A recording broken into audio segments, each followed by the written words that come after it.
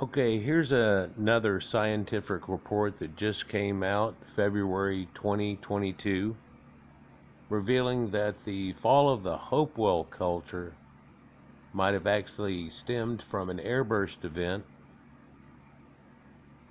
somewhere around 1600 to 1700 years ago, or 252 to 383 BC seems to be the time that they vanished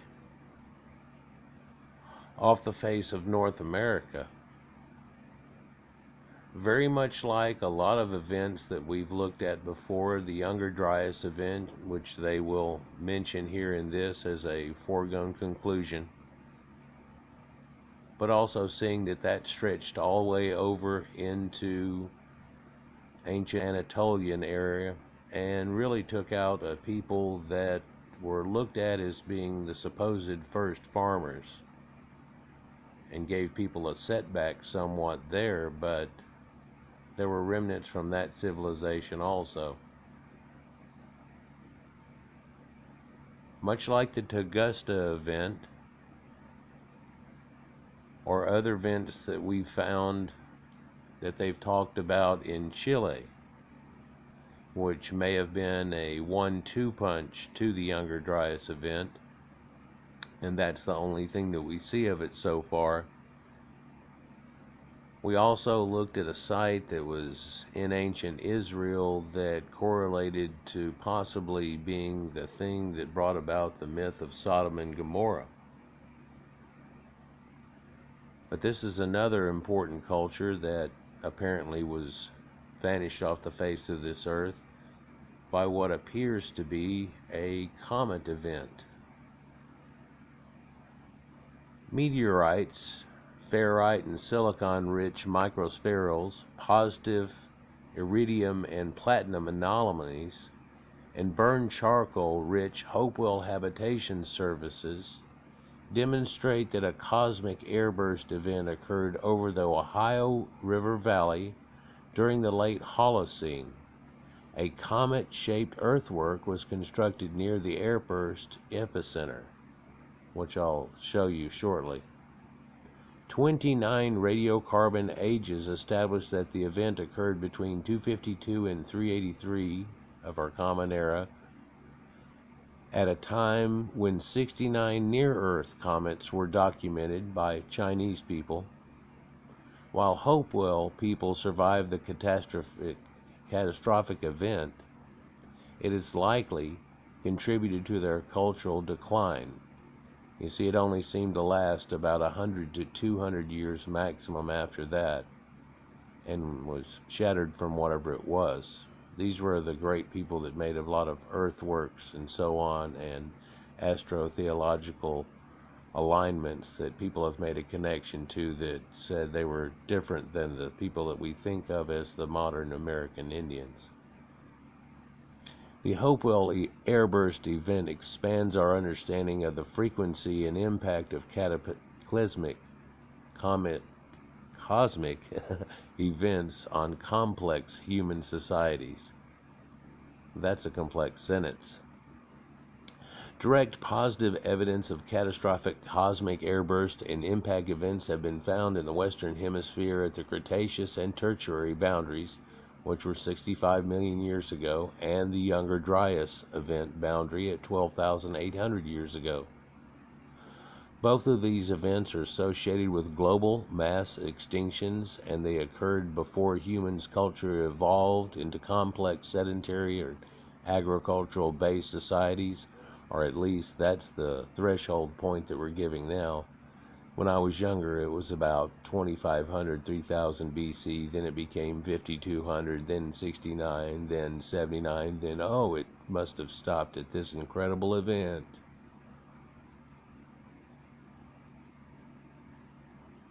The recent discovery of 2 Holocene cosmic impacts events in Argentina dating 6,000 years before present and 3,000 years before present, and one in Jordan 3,700 years before present, or about 1700 BC, correlating with the biblical tale that I told of you of Sodom and Gomorrah, suggests that these natural catastrophes are far more common than previously suspected, or everybody wanted to look past it.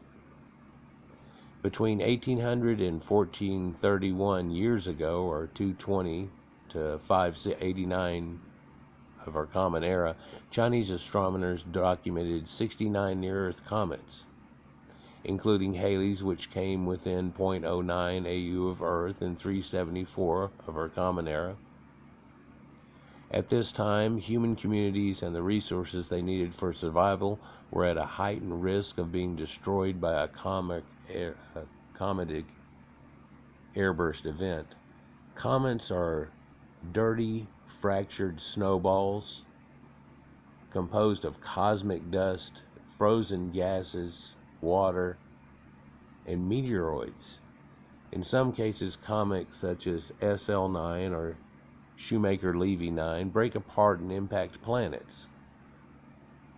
And each one of those impacts on the planet that you saw was larger than Earth, stating that not just the comet maybe hitting Earth would do it, but even if you fraction one into quite a few pieces, most every one of those pieces could be a Earth-ending event. Really doesn't take anything of size, not what you would think of.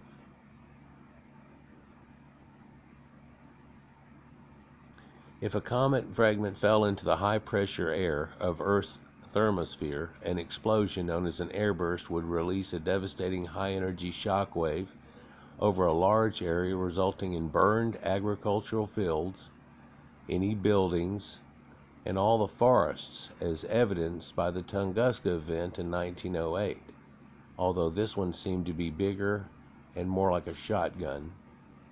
Comet airburst events produce meteorites, or iron, ferrite, and silicon-rich microspherules, and positive anomalies of iridium and platinum. Archaeological evidence of ancient cosmic impacts event has been recovered from archaeological sites of various ages in Europe, Near East, and China. In the Western Hemisphere, Hopewell archaeological sites in the Ohio River Valley contain an anomalously high concentration and diversity of meteorites when compared to all other cultural periods. They include iron meteorites, axtelites, hextelites, and octites, stony iron meteorites, and stony meteorites with olivine inside, and chondrites. The spatial distribution, context, and diverse composition of the Hopewell meteorites has been explained as acquisition through a long-distance exchange systems and trade networks. It's possible, however, that many of the Hopewell meteorites resulted from a single cosmic airburst event. You see, it's a conglomeration that's making up this cometary thing in the first place, so it could have two different or more signatures of iron-type rich deposits embedded in them in different, like you think of a shotgun shell and how it puts out so many of the BBs, but some of those BBs could be different forms in different places and have different origins from the original, i.e. there could be 1, 2, 3, 4, 5, a major one and a few slights, things like that. Here we present the results of an interdisciplinary examination of multi-proxy evidence for a Hopewell cometary airburst event from the systematic investigations of 11 archaeological sites in the Ohio River Valley. We use radiocarbon and typological dating to determine the timing of the event, and we suggest that it may have contributed to the social decline of the Hopewell. So the famous Hopewell people that we know about actually spanned the Atlantic Ocean to the Rocky Mountains, and from Canada to the Gulf of Mexico.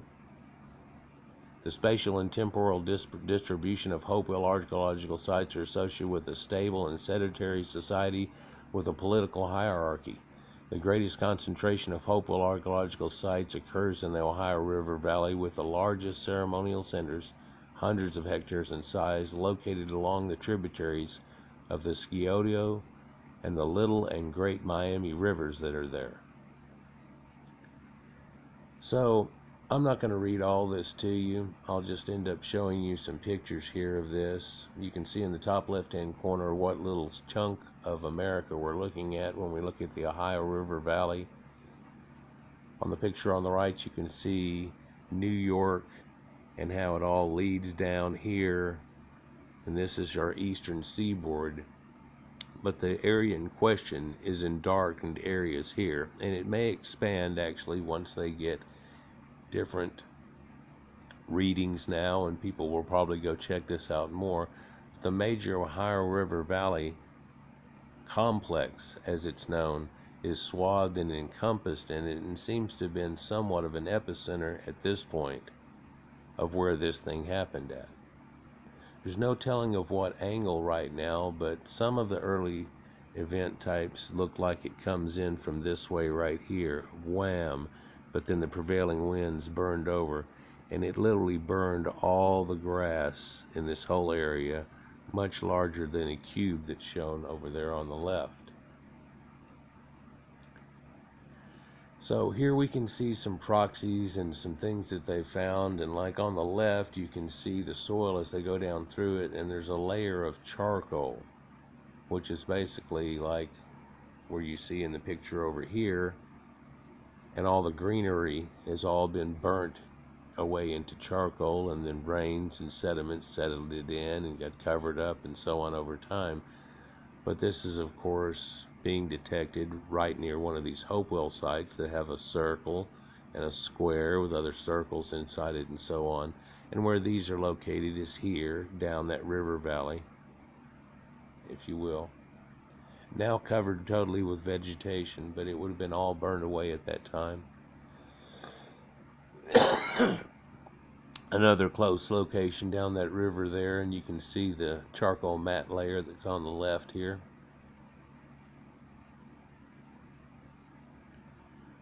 Another depiction that they have over here, and this is way over in Jenison Guard Village site, Dearborn County, Indiana, and the charcoal layer that's associated with that. Again, this is a section of the Ohio River Valley, and easily you can see on the left-hand side, because they apparently used a flash along with it, but the charcoal layer that's given there is that dark, thinner layer. There's sediments giving it for a few thousand years, roughly, each one, but then this all happened at one single event, and then was swathed over. So it encompasses a little bit of an area, and that's Hamilton, Ohio. So now, more in southern Ohio, like you see up here, there's another site that's showing charcoal that's long associated with it too. I'll put this down in the comments so you can read all about it. But this one here is one that's a little bit different here. It's got the charcoal layer here, and it seems a little darker in this area, but it's a little bit farther along the river. But if you look up here, this one little place right here looks like a comet. They're going to make a comment on the fact that this looks like a comet, and that perhaps they were starting to worship comets and going along trying to track them and so on, and it might have ironically led to their demise. Iron, of course, being a ferrite meteorite outburst. That's in far southern Ohio. There's another place here that's in Kentucky, as shown by the map on the right, and its location in Kentucky, and they found the same situation there. So this is a large area. It's taking up about a quarter of North America in its encompassness. May get a little bit larger than that, may get more defined, but it fosters earthwork. There's this also been found that's there. And again, at this one here in Hocking County, Ohio, more central. And this whole area was the Hopewell people that were dominating this, and the Adena culture, as we know about it, comes from these people also. But this earthworks here, which is in southeast Ohio, showing you that black matte layer again. We've looked at a lot of black matte layers when we look at things like this, and it just seems quite conspicuous. Here's one that's been known to show astrological lineups here that's going on in these ditches and so on that are showing on it. And this is in southern Ohio here, and its connection over there with its charcoal layer. So there are a lot of sites that are showing this little iron, ferrite, granules that you usually see, different specimens of ferrite and iron spherules, and they show you some of them here, so that actually matches what so many other sites that they've already verified matches. They're getting some blowback on this now, though, all of a sudden, it seems, because, well, one got proven in the Younger Dryas event, and then the thing over here with Sodom and Gomorrah, and then the one over at the Tell that took out the people that started off agriculture, and this is all getting too much. And I say, no, they're not quite through yet showing you how many times this happened to Earth. Just recently, as this one happens AD, but across the other side of the planet.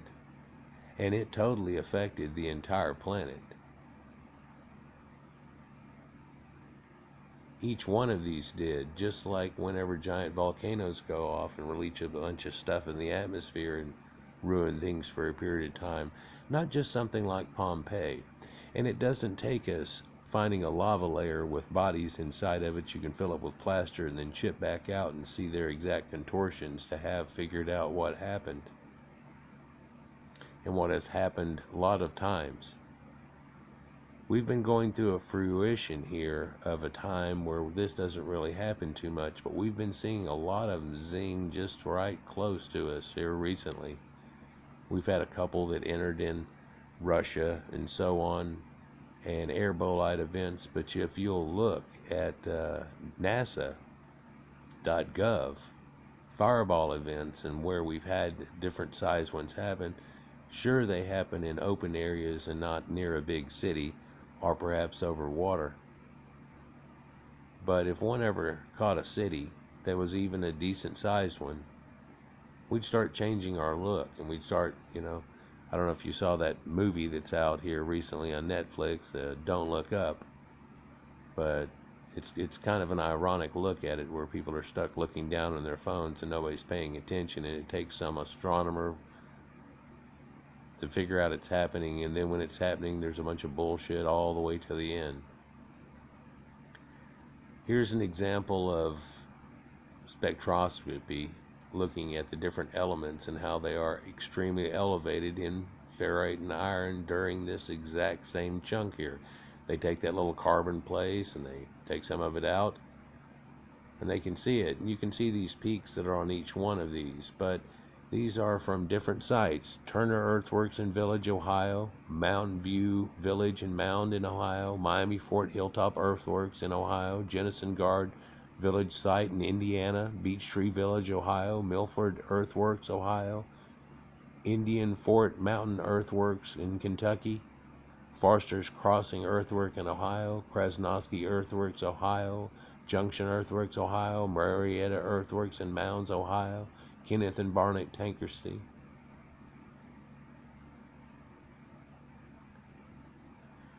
So here again we can see these peaks and valleys of what it's supposed to look like versus, oh my gosh, look at the spikes and anomalies and iridium and platinum here, which are brought to our planet in these anomalies that have happened all throughout history, way in deep history. Any of it that you find on here in any amounts were good size events that happened.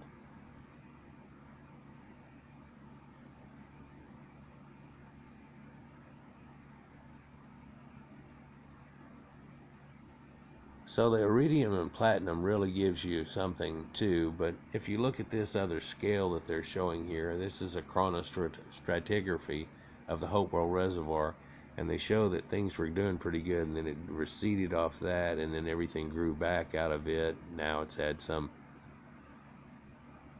questionable um, different weather and so on leading to that. But of course, that's way before a real modern time. So the ebb and flow of the way that that looks, but they can see that that airburst event caused an extreme event that's associated along with it. So radiocarbon and temporarily diagnostic artifacts, which they give, which date between 100 and 400 CE, which encompasses this whole time. The problem is though, if you even give the airburst thing its outer range of times, it actually gives a little bit of overlapping time, so it didn't wipe them out in a day and a night, if you will. It wiped them out, and all of the life and the way that everything was there took all of the forest out of the situation, which in turn took all the trees out of the situation. Everything west of this was already starting to dry up, of course, real bad, and we have a western plains area and so on, so wasn't much good places to go. And then harsher winters came during this and so on, so it was real harsh, and it took out quite a few things also. But if you'll look, there's overlapping times in this showing you where certain occupations lasted longer than other ones. And so at a certain point here, they just declined and went out, and only maybe if they consolidated into a few sites did it even last any longer than that. So here's a look at the idea of geographic distribution, making a map of the explosion type area. And as you can see, these both kind of look like they're coming in from this angle and more of an explosion like that. But the prevailing wind is shown as going this way, so as it blows up, it tries to go that way. Somewhat along that lines there. And so you can see this bean-shaped formation that's an idea of where it happened at. But it's much bigger than this. You see the names that are given there that are well out of the range are ones that were showing that it all happened and had the charcoal layers associated with it. So while this might be the concentration of one, or like shown here, two different concentrations, there was probably a few, like a shotgun. Think about all of the projectiles coming out of that, where it could have been one big one small one, 3 or 4 small ones, big one, so on. Just like we've looked at a few other sites, they realized that, well, this in Chile seems like it exploded, like dropping off pieces, like coming apart. And so did the one that's famed of Sodom and Gomorrah, because it runs linear in a long way, and so it looks like it just blew its way through that. Here we have another example of the radius, and the Turner site seems to be pretty close to the center of it. But Beech Tree and Foster's Earthworks, Mound View Park, Miami Ford are all encompassed into it.